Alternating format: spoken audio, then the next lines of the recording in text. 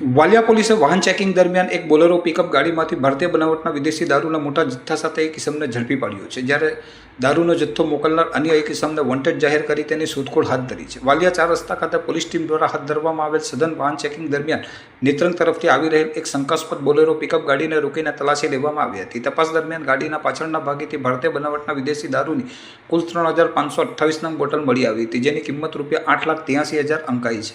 પોલીસે સ્થળ પરથી દારૂના જથ્થા ઉપરાંત ₹6,50,000ની કિંમતની બોલેરો પિકઅપ ગાડી તથા ₹18,000ની કિંમતના 2 નંગ મોબાઈલ ફોન મળી કુલ ₹15,51,000નો મુદ્દામાલ જપ્ત કર્યો હતો. દારૂની હેરાફેરી કરનાર મૂળ રાજસ્થાનના રોશનલાલ બદનલાલ ઉર્ફે મદન નાયક પ્રજાપતિની પોલીસે સ્થળ પર જ ધરપકડ કરી હતી. અટકાયત બાદ આરોપીની હાથ ધરાયેલી કડક પૂછપરછમાં ચોંકાવનારી વિગતો સામે આવી હતી. આરોપીએ કબૂલાત કરી હતી કે આ દારૂનો જથ્થો રાજુભાઈ નામના ઈસમે ગાડીમાં ભરી આપ્યો હતો અને આ મુદ્દામાલ ભરેલી પિકઅપ ગાડીને ભરૂચ ખાતે હાઈવે પર આવેલ બ્રિજ નીચે પાર્ક કરીને જતા રહેવાની સૂચના આપવામાં આવી હતી. આ માહિતીના આધારે વાલિયા પોલીસે દારૂનો જથ્થો મોકલનાર રાજુભાઈ નામના ઈસમને વોન્ટેડ જાહેર કરીને તેને ઝડપી પાડવાના ચક્રો ગતિમાન કર્યા છે.